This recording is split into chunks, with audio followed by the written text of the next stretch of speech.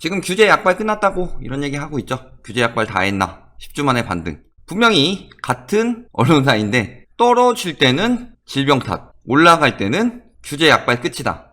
이런 식으로 자꾸 규제 효과 없다. 이런 인식 심어주려고 하고 있죠. 지금 가장 큰 그림은 뭐예요? 규제 중에서 지금 언론들이 제일 싫어하는 규제, 그리고 건설사가 제일 싫어하는 규제가 뭐예요? 분양가 상한제죠. 그러니까 지금 이거 앞두고 있어서 지금 계속 반대의 여론 만들고 있고 계속 언론이 그걸 하고 있는 거잖아요. 규제 때문에 오히려 올랐다. 이런 얘기 또 다시 나오기 시작하고 있잖아요. 그러니까 떨어질 때는 규제가 정상화에 긍정적인 효과를 보이지 않았다. 이런 식으로 자꾸 심어주려고 하는 거고, 막상 다시 오를 때는 봐봐라, 규제해도 소용없지 않냐. 이런 식으로 유도를 하고 있는 거죠. 자, 그래서 이번에 또 올라간다고 하니까 저번에 그 얘기 했었잖아요. 미리 준비되어 있다고. 지금도 안정위에서 규제 강화 검토 가능하다. 그리고 홍남기 부총리도 그렇고 기재부 차관 역시도 풍선 효과는 동의 못하지만 규제 강화할 수 있다. 이런 식으로 이야기하고 있잖아요. 불안 조짐이 있다. 그래서 규제 지역 추가하고 대출 규제 강화하고 세제 규제 보완한다. 조만간 나올 것이다. 자, 그래서 보면은 일단은 규제 지역 추가될 것으로 예상되는 곳, 안산이나 군포, 인천, 여기가 지금 최근에 상승이 굉장히 심각했었죠. 안산, 군포는 220 이후 급격히 올랐다가 지금 좀 이제 상승세 꺾인 모양인데, 인천도 지금 계속 이야기 나오면서 오르고 있다. 이런 지역들이 조정대상 지역으로 지정될 것이라고 많이 이야기들 나오고 있죠. 여기에 조정대상 지역만 만드느냐? 기존 조정대상 지역 가운데 집값 상승률이 높은 구리나 수원, 용인, 일부 지역이라는 건 기흥수지구 말하는 거죠. 여기를 투기과열지구로 꿀 가능성이 높다. 이런 이야기도 나오고 있죠. 그러니까 지금 보면은 비조정대상 지역에서는 오르면은 조정대상 지역으로 묶고, 조정대상 지역을 지정했음에도 불구하고 특히 수원 같은 경우, 그러니까 가격 띄우기 계속 들어가잖아요. 거래량은 굉장히 줄었는데 거래되는 거는 가격 쭉쭉 올리고 있죠. 막상 거래될 상황도 아닌데도. 이런 데는 투기과열지구로 지정하겠다. 이런 내용이 나오는 거죠. 여기에 또 서울에서 상승세 이끌었다는 용산이나 잠실, 이쪽이 그 용산 같은 경우는 정비창이고, 그 다음에 잠실이나 강남 일부 지역 같은 경우는 마이스 개발 호재라고 하면서 가격 띄웠잖아요. 근데 사실 지금 늘 얘기하지만 정비창 같은 경우 공급이 들어오는데 왜 오르냐. 본인들이 말하는 게 분상제 때문에 공급 줄어서 가격이 오르는 거다. 공급 부족 때문에 오르는 거다. 그럼 공급이 들어온다고 하면 떨어져야 되는 게 맞는 거죠. 본인들이 하는 말을 본인들이 어기고 있음에도 그거를 믿고 따라가고 있는 거예요. 아니면은 이참에 이걸 이용해서 돈을 좀 벌어보겠다 하는 걸로 가격 띄우기를 하고 호가를 올려가지고 비싸게 팔려고 하는 거죠. 그러니까 이런 지역들은 어떻게 지정하겠다? 토지거래 허가 구역으로 지정한다. 토지거래 허가 구역 지정한다 그러니까 전국을 토지거래 허가제로 만드는 것처럼 자꾸 기사들에서 그런 데도 많은데, 좀 비정상적인 과열 지역 이런 데는 토지거래 허가 구역으로 지정한다 하는 거죠. 거기다가 규제 지역 계속 늘려봤자 풍선 효과 더 퍼지는 거 아니냐, 그런 식으로 이야기하는데, 규제 지역 내에서 규제도 강화하겠다. 9억 원 이하 주택에 대한 대출 규제 강화, 또 9억에서 15억 원대 대출 금지 등이 예상된다. 대출 규제 강화한다고 그러니까 뭐라 그래요 지금? 앞으로 실수요자들 내 집 마련 힘들어지니까 지금 사라, 이런 식으로 이야기하잖아요.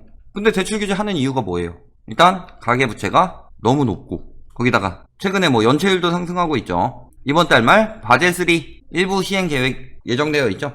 예대율 조정해야 되죠. 거기다 거품이 너무 심하다. 이 거품이 심하니까 사람들이 돈을 너무 많이 쓰는 건 물론이고 대출도 너무 많이 받는다. 그러니까 이 가격에 대출 받아서 집 사지 마라. 그게 대출 규제하는 이유잖아요. 그럼 어떻게 하면 대출 규제가 풀리겠어요?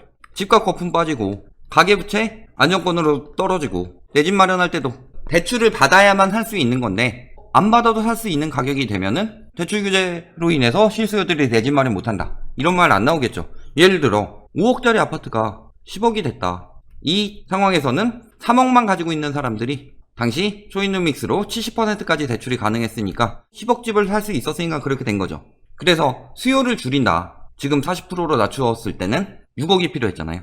그러니까 다시 그 수요가 회복되기 위해서는 5억까지 가격이 떨어져야지 수요가 회복되는 거죠. 그런 형식으로 만들려고 하는 건데, 지금 아니면 못 산다, 이런 식으로 자꾸 하우스푸어 유도해내고 있죠. 그리고 하우스푸어가 늘어나면 지금 당장은 가격이 오르는 것처럼 보이지만 실질적으로 1, 2년 내에 급격히 떨어질 수밖에 없죠. 무리하게 샀는데 그것을 계속 유지할 수 있을 줄 알았는데 여력이 안 되니까 그런 상황이 벌어지게 된다. 단지 지금 경제 위기로 인해서 기준금리 떨어지니까 조금 더 버틸 여력이 있어서 날뛰는 건데 실질적으로는 경제 위기 심화되면 될수록 여력이 점점 더 떨어질 수밖에 없는 상황이죠. 지금 이거는 대출 규제 가지고 온도차가 있다고 하는데 기재부에서는 지금 강력하게 해라 하고 있고 금융위원회에서는 시장 불안에 대해 냉정하게 평가해 본 뒤 규제 추가 검토를 하려고 하고 있다 라고 온도차가 나고 있다고는 하는데 실질적으로 대출 규제가 조금 더 강화될 것으로 보이는 상황이죠. 여기 세제보완 저희 얘기 많이 했죠. 신탁부동산 종부세에 포함시킨다. 자기들 말로는 절세지만 실질적으로는 뭐예요? 2014년부터 그냥 부양책으로 띄운 거였죠. 부양책으로 다주택자들 육성하기 위해서 했던 거니까 이제는 팔아라. 다주택자들 매물 유도하는 거죠. 보유세 늘어나니까 신탁뿐만이 아니라 법인 쪽에서도 더 강화할 것을 계획하고 있다. 이런 내용들도 나오고 있죠. 그래서 예상 내용 보면은 대출 규제 기준 6억 원으로 인하, 분상제 지역 확대, 그 다음에 임대사업자 세제 혜택 축소, 그리고 자금 조달 계획서 강화하고 양도소득세 면제 기준 강화한다. 그리고 아까 이야기했듯이 조정 대상 지역이나 투기과열 지구 확대한다. 이런 내용들이 들어가 있는 거죠. 자, 여기 또 최근에 전월세 임대차 무한 연장법이 발의되었다고 합니다. 이게 박주민 의원이 발의한 건데 독일이나 프랑스, 영국, 일본, 미국 등에서 해외 선진국 중 민간 임대 시장이 발달한 국가들에서는 임대차 계약 기간을 따로 정해주지 않거나 명확한 해지원이 있을 때만 임대인의 계약 해지가 가능하다. 이것을 가지고 지금 우리나라도 임대차 무한 연장법을 추진하겠다 말하고 있는 거죠. 사실은 통과될 가능성은 그렇게 높아 보이진 않아요. 일단은 부동산을 사는 목적 자체가 다르죠. 해외의 경우 대출을 받아서 집을 사고 이것을 월세 임대를 놓아서 이자에 보태고 어느 정도 수익을 올리는 데 쓰는데 우리나라 같은 경우는 어때요? 보통 대출 플러스 현금으로 산다기보다 투기꾼들은 어떻게 사요? 전세보증금 플러스 현금이죠. 시세 차익을 노리고 있는 거잖아요. 외국에 비해서 시세 차익을 노리는 이 행태가 훨씬 더 심각하죠. 그러니까 아마 반대가 굉장히 많을 거예요. 특히 여기 같은 경우는 이제 임대료라도 계속 나오니까 집값 떨어지더라도 임대차를 계속 보장해주는 게 집주인한테도 어떻게 따지면 이익이라기보다는 큰 손해가 아니죠. 세입자를 계속 주더라도. 근데 이게 발의가 되면은 전세에 들어와 있는 집을 내쫓기가 굉장히 힘들죠. 그러니까 갭투기로 집을 사는 사람들이 많이 없어질 거다. 그래서 반대는 굉장히 심각할 것 같아요. 그리고 또 오히려 세입자들이 나 나갈 테니까 뭐 돈 좀 줘라 뭐 이런 이야기도 할 수도 있으니까 악용할 수는 있다고 보는데 저는 요게 만약에 통과가 안 되더라도 영향은 줄 것 같아요. 이런 내용들 무기한 연장은 아니더라도 뭐 1회에서 2회로 늘어난다든가 2년에서 4년으로 늘리는데 요거 저는 3년이 굉장히 괜찮다고 보거든요. 계약 기간에. 왜냐면은 초등도 6년이고 중등 3년이고 고등 3년이잖아요. 그러니까 한 번 연장해서 초등 6학년 다니고 중고등 다니고 이렇게 3년 단위로 끊는 것도 굉장히 괜찮을 것 같아서 계약 기간을 늘리고 무기한까지는 안 되더라도 한 번 내지 두 번 정도까지 연기를 가능하게 한다든가 그래서 임대차 3법에 대해서 조금 더 강화하는 역할을 할 것 같아요. 실현되게 되면은 만약 이게 진짜 실현되면은 갭투기 폭망이죠. 갭투기 해가지고 사면 뭐예요? 팔질 못하는데 결국에는 갭투기 꾼들끼리밖에 거래가 안 되는데 실수요들이 할 수가 없죠. 쫓아내기가 힘들어지니까.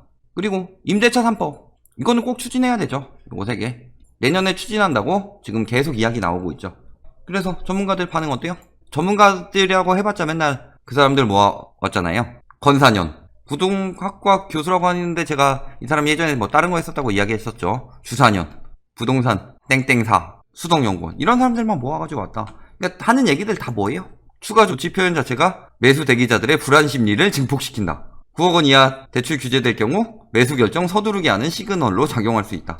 다 이런 식으로 부정적으로 이거는 전망은 아니죠. 과열 현상 띄면 추가 제동 걸릴 수도 있다. 이 사람들도 다 지금 웬만하면 띄우려고 하는 사람들인데 이렇게 일관되게 유지하는 사람들도 있고 과열 현상 되면은 추가 제동 걸린다고 염려하는 사람도 있다는 거는 규제가 강화됐을 때 매수자들이 늘어날 가능성이 오히려 적다는 거죠. 아니 실질적으로 파리 대책 때야 보유세 강화가 없으니까 똘똘한 채니 프레임 잡아가지고 이때는 그게 통했죠. 근데 9.13 때 12, 16 때 보유세 강화 들어가 있고 여기에 플러스로 대출 규제랑 이런 내용도 들어가고 있는 거잖아요. 그러니까 보유세는 계속 강화되고 있고 여기에 이제 추가로 대출 규제, 규제 지역 확대, 또 세법 변경 이런 내용들이 들어간다 추가로. 그러면 당연히 이때 규제 강화해서 올랐어요, 떨어졌어요? 결국 떨어졌잖아요. 그러니까 추가 대책 나올 때마다 항상 효과는 본다. 다만 약간의 부작용이 나타날 수 있죠. 되게 쉽게 생각하는 게 집값 떨어지지 않으니까 금방 다시 오르네? 규제 정책 효과 없는 거 아니야? 그게 아니죠. 완화 정책 역시도 오르는데 5년 넘게 걸렸어요. 하락 한 5년 정도 가다가 그러다가 완화 정책 계속 시행해가지고 거기다 아예 초이노믹스 같이 강력한 정책 때려버리니까 그제서야 올라간 거죠. 그러니까 지금 5, 6년 오른 가격이 규제 한두 개로 원위치가 될 거라고 생각하는 것 자체가 문제죠. 당연히 떨어질 때도 거래량 떨어지니까 보합세가 더 길어요. 그러다가 그 타선 기간이 끝나고 뚝 떨어지는 상황이죠. 그런데 5, 6년 오른 가격 떨어지는 거는 왜 이렇게 급하냐. 그것은 보면은 대부분 떨어질 때 몰랐던 사람들이니까 그런 거죠. 30대들. 30대의 비중이 엄청나게 늘었잖아요. 결론. 이 모든 추가 규제 항상 모든 정책은 효과가 왔다. 효과가 있었다. 그리고 결국은 언론의 부추김의 문제였죠. 8.2 대책 나오니까 똘똘한 채 얘기하고 9.13 대책 나오니까 조용히 있다가 그제서야 뭐 강남 3구에서 매매 사업자니 전세 스와핑이니 뭐 이런 거 언론에서 알려주기 시작하면서 뜨기 시작했죠. 그리고 또 분양가 상한제 가지고 공급 부족 될 거라고 조사도 안 해보고 이야기 막 해서 띄우기 시작했죠. 이번엔 12.16 어때요? 12.16 이후에 질병사태 터지니까 경제 지금 유동성이 안 돌아서 금리 인하하고 재난지원금 풀고 했는데 그걸 가지고 유동성이 도니까 오른다. 뭐 이런 식으로 또 호도하고. 이 부추김이 문제였죠. 사실 강남 급매물 어느 정도 빠지고서 그때도 매물들 계속 남아있었는데 언론에서 매물 없어졌다. 매도자들 매물 잠금 시작했다. 이런 식으로 자꾸 부추기니까 그 다음에서야 집어넣기 시작한 거잖아요. 하지만 이번에 또 더욱 강력한 규제가 나올 것이다. 그리고 대출 규제 강화하는 거 실수요자들 집갈 사다리 막았다라고 하는데 제가 예전에 한번 그런 얘기 한 적이 있어요. 집갈 사다리를 막은 게 아니라 썩은 사다리 올라가는 거 막는 거라고. 집값이 떨어지고 많은 대출을 안 받아도 살 수 있게 되는 게 맞는 거죠. 지금 대출 잔뜩 받아서 사도록 만드는 게 아니죠. 그러니까 지금 사면은 하우스푸어 되니까 그만큼 대출 받지 말아라 라고 규제를 하는 건데 이걸 가지고 뭐 자꾸 뭐 실수요자들의 길을 막느니 하는데 만약 그 대출 규제 없었다면 내가 살 수 있었는데 못 샀는데 집값 더 오르는 거 아니야 하고 불안해하는 사람들 나중에 이 대출 규제가 얼마나 고마운 건지 알게 될 거예요. 규제 정책은 앞으로 점점 더 빠르게 반영될 것이다. 지금 자꾸 와가지고 뭐 청원 댓글 다는 사람들이 있는데 이거 다 그거 노린 거죠. 지금 그 심리를 해가지고 규제 뭐 안 되니까 무능하니까 무능한 규제 하고 있으니까 집값 오른다. 이 심리 조장하려고 자꾸 저희한테 와서 댓글 다는데 내용도 딱 그 내용이에요. 근데 분명히 규제 강화한다고 발표했음에도 불구하고 계속 와서 달고 있죠. 자, 규제 정책은 앞으로 점점 더 빠르게 반영할 것이다. 지금 9.13 때랑 9.13 이후에 후속 조치 나온 거랑 지금 후속 조치 나오는 거 보면 알죠. 그리고 여대 야소의 상황이기 때문에 통과도 빨라질 것이다. 그러니까 늘 얘기했었죠. 오른다고 하면 규제 또 두드려 맞을 거라고. 지금 딱 그 상황이죠. 그러니까 걱정하지 마셔라. 오를 수가 없는 상황이다 라는 점 꼭 알아두시고 걱정하지 마셔라. 또 만약에 또 부추겨도 또 오른다고 하면은 또 규제 두드려 맞아서 자꾸 자기 무덤을 파는 일 자초하는 것일 뿐이다 라는 점 꼭 알아두시기 바랍니다.